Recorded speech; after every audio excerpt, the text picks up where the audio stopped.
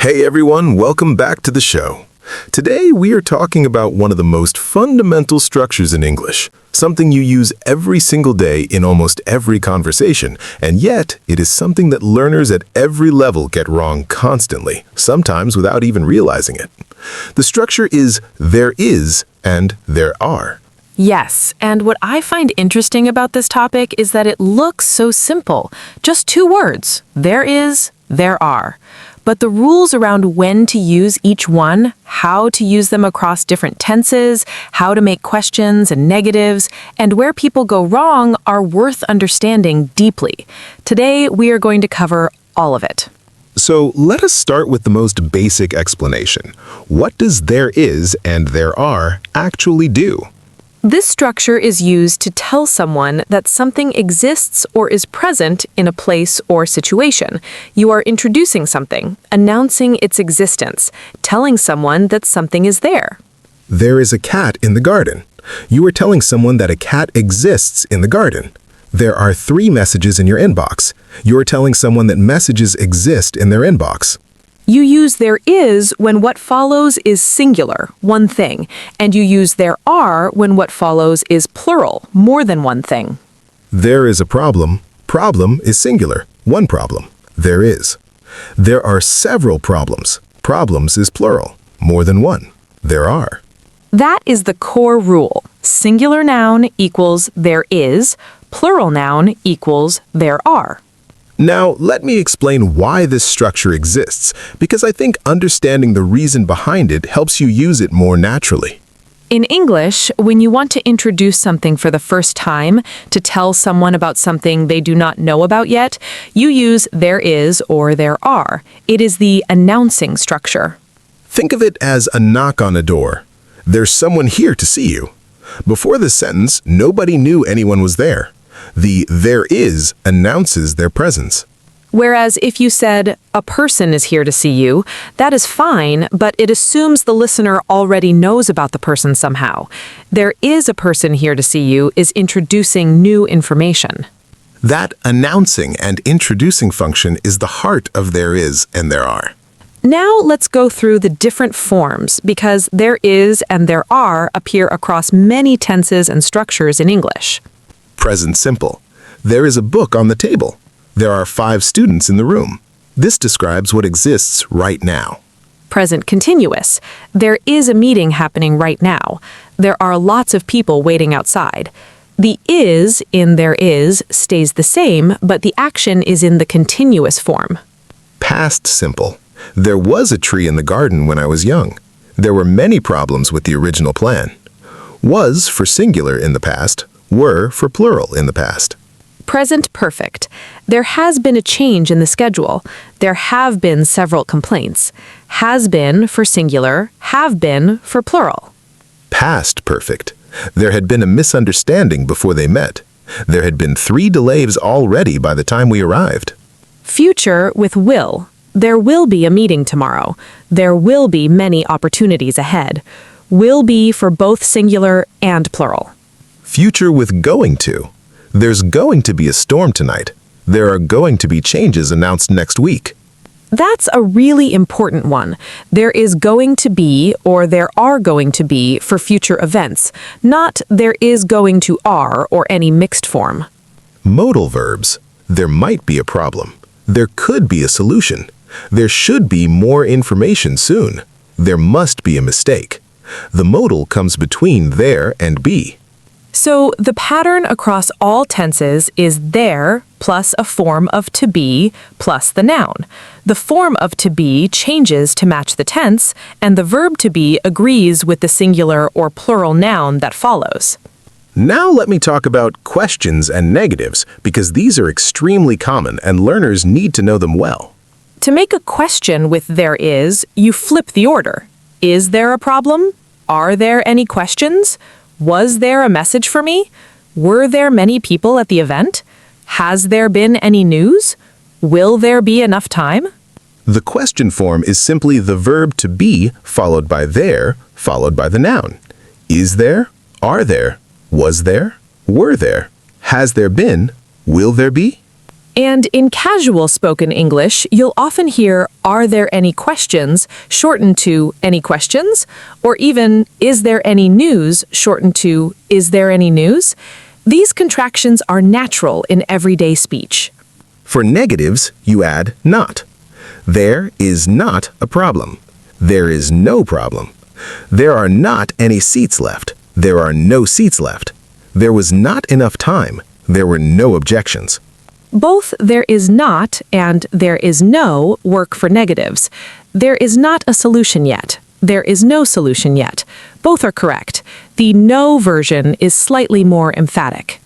In contractions, there is not becomes there isn't, which is written as there is an apostrophe T, but in speech we say there's no or there aren't more commonly in natural speech. There aren't tickets left. Now let me talk about the very important word any, because it works closely with there is and there are in questions and negatives. In positive statements, you use some. There's some milk in the fridge. There are some apples in the bowl. In questions, you often use any. Is there any milk left? Are there any apples? In negatives, you use any or no. There is not any milk. There is no milk. There are not any apples. There are no apples. Some for positive statements, any for questions and negatives. This some and any pattern works consistently with there is and there are. And there is some can be shortened to there's some in normal speech. And in very casual speech, some people say there's no for there is not any. There's no bread means the same as there is not any bread. Now let me talk about something that confuses many learners. The rule when you have a list of things after there is or there are. When you have a list, the rule is that you match the verb to the first item in the list. There is a pen and 2 notebooks on the desk. A pen is singular and it comes first, so you use is, even though the full list includes more things. There are 2 notebooks and a pen on the desk. 2 notebooks is plural and it comes first, so you use are. This rule about matching to the first noun is the formal grammatical rule. In practice, many native speakers in casual speech use there is for lists, regardless of what comes first. There's a pen, 2 notebooks, and a ruler on the desk. This is very common informally, even though the strict rule says there are. So, in casual speech, you may hear there is used with a list even when the first item is plural. This is common and widely understood. But in writing and formal speech, follow the first noun rule. Now let me talk about there is versus it is, because these 2 structures are sometimes confused. There is introduces something and tells you it exists somewhere. It is describes something. There is a film on television tonight means a film exists on television tonight. It is a good film means the film itself is good. There is a restaurant at the end of the street. You are introducing the restaurant, saying it exists there. It is a great restaurant. Now you are describing it. You would not say there is a great restaurant, meaning that the restaurant is great. You would say it is a great restaurant for the description. There is for existence. It is for description. And you would not say, it is a restaurant at the end of the street to introduce its existence. There is a restaurant at the end of the street is the natural structure for introducing it. Now, let me also talk about there is and there are with uncountable nouns, because this trips up many learners. Uncountable nouns like water, money, information, time, advice always use there is, even though they might represent large quantities. There is a lot of water in the pool. There is too much information here. There is not enough time. Not there are a lot of water or there are too much information. Uncountable nouns are grammatically singular in English, so they always take there is, not there are. There is some good advice in that book. There is a lot of traffic today. There is enough space for everyone. All uncountable, all there is. Now let me share some very natural and common expressions using there is and there are, because these come up constantly in everyday speech. There is no doubt that, meaning something is certain. There is no doubt that she is talented. There is no need to, meaning something is unnecessary. There is no need to worry. There is no point in, meaning something has no purpose. There is no point in arguing about it now. There is no harm in trying, meaning trying carries no risk. Go ahead and apply. There is no harm in trying. There is a lot to be said for, meaning something has real advantages. There is a lot to be said for getting enough sleep. There are times when, meaning sometimes or on certain occasions. There are times when you just need to step back. There is something about, meaning a quality you cannot quite identify. There is something about the way she speaks that puts people at ease. All of these expressions are very natural, and using them will make your English sound fluent and sophisticated. Now let us go through the most common mistakes learners make with there is and there are. Mistake number 1 is using there is with a plural noun, saying there is many students in the class, or there are 5 messages. The plural noun requires there are. There are many students. There are 5 messages. Mistake number 2 is using there are with an uncountable noun, saying there are information about this online, or there are money in my account. Uncountable nouns use there is. There is information online. There is money in my account. Mistake number 3 is not knowing the past forms was and were, saying there is big storm last night instead of there was a big storm last night. The past of there is there was. The past of there are is there were. Mistake number 4 is confusion with it is, saying there is very hot today instead of it is very hot today. Weather, feelings, and descriptions of existing things use it is, not there is. Mistake number 5 is not knowing the question form, saying there is a problem as a question with just the rising intonation instead of is there a problem. The question form requires the inversion. Is there, are there, was there, were there, will there be. Mistake number 6 is forgetting that will be is used for the future, saying there will a meeting tomorrow instead of there will be a meeting tomorrow. Between will and the noun, you always need be. And mistake number 7 is using some in negatives and questions, saying is there some milk or there is not some time? Questions typically use any. Is there any milk? Negatives typically use any or no. There is not any time. There is no time. Now let us do a practice round.